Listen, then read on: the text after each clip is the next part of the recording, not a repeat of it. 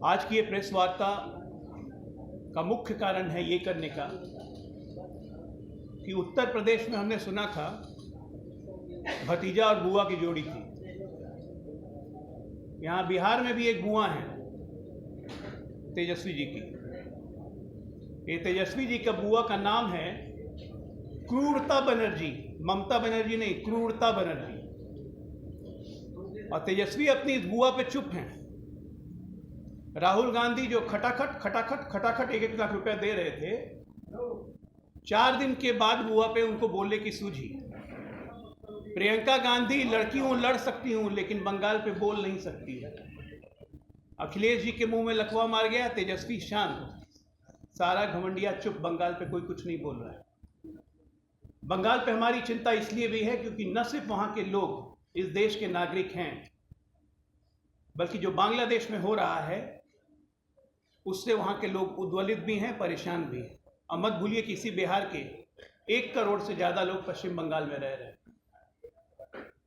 कितनी घृणित बात है ये कि एक पोस्ट ग्रेजुएट मेडिकल स्टूडेंट जो रात में ड्यूटी कर रही है सरकारी अस्पताल में, जहां गरीब के बच्चे जाते हैं अपनी डिलीवरी करवाने, गरीब माताएं जाती हैं अपने इलाज करवाने, वो रात को बंगाल में सुरक्षित नहीं है। उसके न सिर्फ रेप किया जाता है बल्कि उसकी हत्या कर दी जाती है। और अगले दिन सुबह में माँ बाप को बताया जाता है कि आपकी बेटी ने आत्महत्या करी। 3 घंटे तक माँ बाप को शव नहीं देखने दिया जाता है। और शव मिलता है जब, तो शव के दोनों पैर 90 डिग्री पे थे। इसका क्या मतलब हुआ कि कितनी निर्ममता से हत्या की गई होगी। पोस्टमार्टम की रिपोर्ट में आता है कि सीमेन का लोड बहुत ज्यादा था, वीर्य बहुत ज्यादा था, लेकिन फॉरेंसिक एग्जामिनेशन नहीं की जाती है कि वीर्य एक ही आदमी का था कि कितने आदमी का था। पुलिस लगातार एविडेंस को हटाए जाती है। 12 घंटे तक क्रूरता बुआ कोई मुंह नहीं खोलती है। 13 घंटे के बाद बोलती है कि 7 दिन में पुलिस नहीं पकड़ पाई तो मैं सीबीआई को दे दूंगी। माननीय कलकत्ता उच्च न्यायालय ने मामले की संगीनता को देखते हुए पश्चिम बंगाल एडमिनिस्ट्रेशन को सीधा धत्ता बताया और कहा कि पुलिस की निष्पक्षता पे हमें भरोसा नहीं कर सकते, मामला सीबीआई को दो। ठीक है, मामला सीबीआई को गया, सीबीआई जांच शुरू करती है। अब देखिए क्रूरता बानों का और नंगा खेल कि जब सीबीआई में चला गया, पुलिस के हाथ से बात निकल गई और आरजी कार मेडिकल कॉलेज में, उस अस्पताल में सबूत हो सकते हैं एविडेंस साइट पर, तो रात को 15 अगस्त की रात को 14 अगस्त की रात 12 साढ़े 12 बजे 5000 की भीड़ मेडिकल कॉलेज अस्पताल पे ही हमला कर देती है। ये इतिहास में आज तक कहीं नहीं हुआ है, ये बंगाल में ही हुआ है। पूरे मेडिकल कॉलेज में तोड़फोड़, पुलिस मूक दर्शक बन के बैठी हुई। 5000 की भीड़, 8 आदमी को गिरफ्तार किया है। हमारा सीधा सीधा सवाल है, क्रूरता बानो क्या किम जोंग से कुछ सबक उबक ले ली है क्या कि अपनी जनता को इसी तरह से बुलडोज करती रहेंगी? तुष्टीकरण की पराकाष्ठा की राजनीति कर रही हैं वो, जिसके कारण मानव तो पूरी मानव जाति, पुरुष तो छोड़ दीजिए, महिला भी नहीं बच रही है। रेप हो जा रहा है, मर्डर कर दिया जा रहा है, दिन दहाड़े उठा लिया जा रहा है, कोई लॉ एंड ऑर्डर का सीन ही नहीं है और सारे लोग चुप बैठे हुए हैं। ये बहुत चिंता का विषय है कि एक राज्य में इस तरह हो रहा है तो उस राज्य से दूसरा राज्य अछूता नहीं है।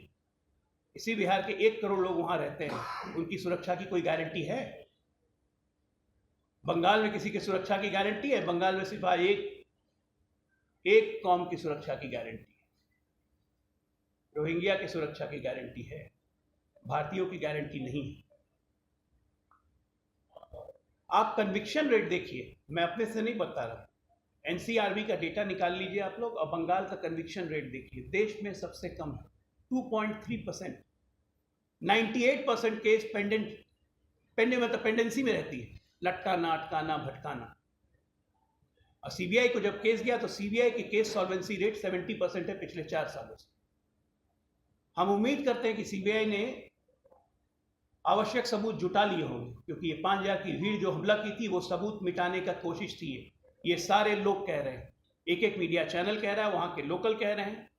हमारा सीधा सीधा आरोप है कि ममता दी उर्फ क्रूरता दी, आपसे शासन नहीं संभल रहा है और तुष्टीकरण की राजनीति बांग्लादेशियों की राजनीति, बांग्लादेशी मुसलमानों की राजनीति करके आप इस देश में अव्यवस्था फैला रही हैं।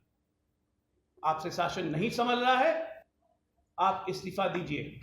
डॉक्टर का तो इस्तीफा आप तुरंत दिलवा देती हैं, आरजी कार के सुपरिटेंडेंट का, ड्रामा करने के लिए, और 4 घंटे के अंदर डॉक्टर को नेशनल मेडिकल कॉलेज का प्रिंसिपल भी बना दिया जाता है।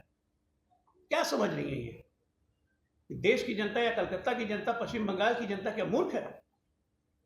खुदा न करे अगर आप लोग सोचिए जरा, इस प्रेस कॉन्फ्रेंस के माध्यम से जो भी जनता मुझे सुने, बस सोचिए जरा कि एक डॉक्टर बनने में 4.5 साल MBBS, 1 साल इंटर्नशिप, 5.5 साल, उसके बाद तीसरे वर्ष PG में थी वो 31 साल की जवान लड़की, क्या उसकी किस्मत में यही लिखा था उसको रेप करके उसको ब्रूटली मार दिया जाए? हम में से किसी के घर में ये हो जाए तो क्या बर्दाश्त कर पाएंगे हम लोग? और वो महिला मुख्यमंत्री है, महिला की संवेदनाएं ज़्यादा होती है। चिल्ला चिल्ला के वहाँ पे महिला छात्रें कह रही हैं कि महिला मुख्यमंत्री है, महिला मुख्यमंत्री है, महिला मुख्यमंत्री है। ये नहीं पता है महिला मुख्यमंत्री नहीं है, क्रूर मुख्यमंत्री है। ये क्रूरता बनर्जी है, और हम भारतीय जनता पार्टी इनको हर कदम पर एक्सपोज करेंगे। हम डिमांड करते हैं CBI इंक्वायरी जल्दी से हो और ममता उर्फ क्रूरता बनर्जी इस्तीफा दें। देखिए, ममता बनर्जी सबसे पहली बात कि राज्य की मुख्यमंत्री हैं, जिम्मेदारी उनकी है। ये घटना बीते हुए 7 दिन हो गया, लेकिन ये क्या जवाब दे सकती हैं कि किसी राज्य में आपने सुना है 5000 की भीड़ जहां रेप हुआ अस्पताल में, उस पर हमला करे? किसने हमला करवाया? ये कौन पता करेगा? ये राज्य की पुलिस नहीं पता करेगी तो क्या दूसरे ग्रह से लोग आएंगे पता करने? और अब मुख्यमंत्री ड्रामा कर रही है कि 24 घंटा के अंदर 17 तारीख को हम एविडेंस दे देंगे। अरे तो साफ है कि TMC के गुंडों ने हमला किया है, क्योंकि एविडेंस डिस्ट्रॉय करना था, लोगों को डराना था डॉक्टरों को कि धरना पर मत बैठो, क्योंकि उससे दबाव बन रहा है। एक एक करके पूरे देश में डॉक्टर आंदोलन पर हैं। पटना में भी कई जगह इमरजेंसी सेवाएं बंद कर दी गई। उनका मांग है कि कानून बनना चाहिए डॉक्टरों की सुरक्षा के लिए। उस विषय में आप लोग क्या कुछ कर रहे हैं? नहीं, केंद्र सरकार बहुत गंभीरता से सोच रही है कि डॉक्टर की सुरक्षा से जुड़ी हुई कानूनों पर बिल्कुल मंथन हो रहा है। नैतिक तौर से हम सारे डॉक्टरों का समर्थन करते हैं, लेकिन साथ में हम अपील भी करते हैं कि इमरजेंसी और ICU सर्विसेज बाधित मत कीजिए। ये उनका हक है, क्योंकि जो उनके साथ हुआ, मैं खुद एक डॉक्टर हूँ, ये हरकत बर्दाश्त नहीं की जा सकती। और आप देखिए, डॉक्टरों पे हमले तो होते हैं, चाहे पटना में भी हुए। तो डॉक्टरों के सुरक्षा पे कानून बनना बहुत ज़रूरी है, और सुरक्षा के पूरे उपाय इंतजाम होने चाहिए सरकारी और प्राइवेट अस्पतालों में, चाहे वो CCTV हो, चाहे एडिक्वेट सिक्योरिटी गार्ड हो।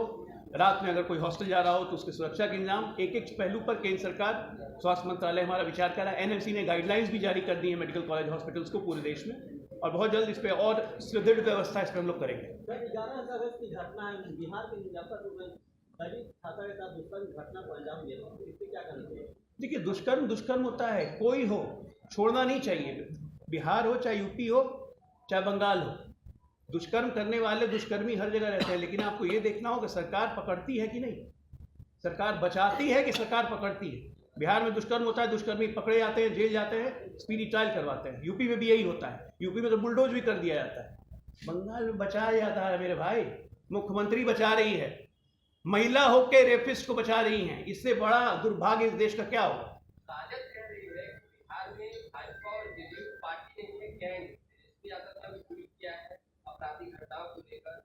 अच्छा, एक बात बताइए, तो राजद को अपराधी बोलने का हक है? आप लोग तो सब बिहार से ही, राजद को अपराधियों पे बोलने का हक है? जिसका जन्म ही अपराध में हुआ, तेजस्वी यादव जब पैदा हुए 1990 में, 89 या 90 में, तब उनके पिताजी सत्ता में आए थे। वो बड़े हुए हैं अपराध के साथ, वो बड़े हुए हैं कि देखते हुए कि अपहरण उद्योग कैसे चलता है, वो देखे कि गुंडागर्दी रंगदारी उद्योग कैसे चलता है, हत्या उद्योग कैसे चलता है। वो बड़े हुए ये देखते हुए कि जातीय उन्माद में नरसंहार कैसे किया जाता है। तेजस्वी बहुत एक्सपीरियंस आदमी है, इसलिए कृपया करके अपराध पे RJD बात ना करे।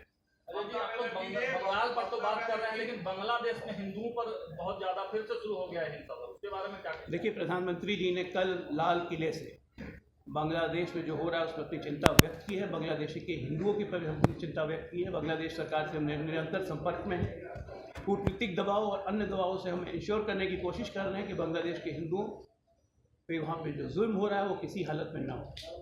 अंतर्राष्ट्रीय मामला है, हमें बहुत सारे पहलुओं को देख के भी देखना है, लेकिन नैतिक रूप से पूरा देश बांग्लादेश के हिंदुओं के साथ है। ममता बनर्जी ने वाम और राम का स्टेटमेंट यूज किया है वैंडलाइज हुआ है हॉस्पिटल में और टीएमसी ने आरोप लगाया है कि लेफ्ट और बीजेपी के लोग आए थे और वाम और वाम करके एड्रेस किया है। अगर राम अवाम आए थे तो ममता बनर्जी की पुलिस क्या कर रही थी? सो ही रही थी, पकड़ लेती जरा। तो पुलिस वाले भी मार खा गए वहां पे। एडिक्वेट पुलिस सिक्योरिटी क्यों नहीं रखी थी हॉस्पिटल कैंपस में? इसका जवाब है उनके पास। और सबसे मजेदार बात सुनिए, हेल्थ मिनिस्ट्री उन्हीं के पास है, होम मिनिस्ट्री उन्हीं के पास है। दोनों मंत्रालय वही रखी हुई है, दोनों मंत्रालय में गड़बड़ है। किसको बचा रही है? बहुत बड़ा चीज निकल के आने वाला है, मेरी बात मान लीजिए। ये सीबीआई को खोलने दीजिए, बहुत बड़ा दानव निकलेगा इसमें से।